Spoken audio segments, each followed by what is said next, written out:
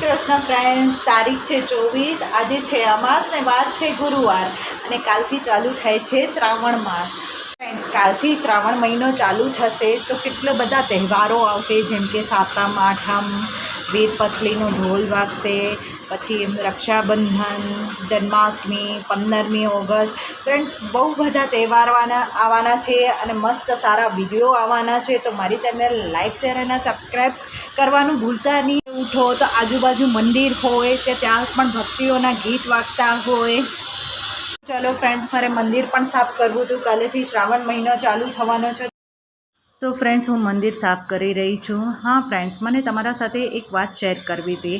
આજથી 2 વર્ષ પહેલાં શ્રાવણ મહિનામાં મેં મારી યુટ્યુબ ચેનલ ચાલુ કર્યું હતું અને મને એકદમ યાદ છે કે મેં શ્રાવણ મહિનાના પહેલે જ દિવસે મેં મારો બ્લોગ ઉતાર્યો હતો અને મારો બ્લોગ મેં અપલોડ કર્યો હતો.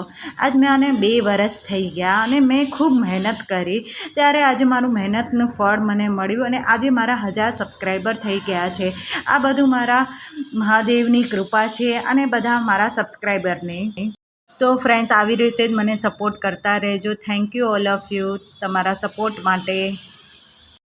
મંદિર થઈ ગયું છે સાફ, તો મળીએ ફરીથી. હર હર મહાદેવ.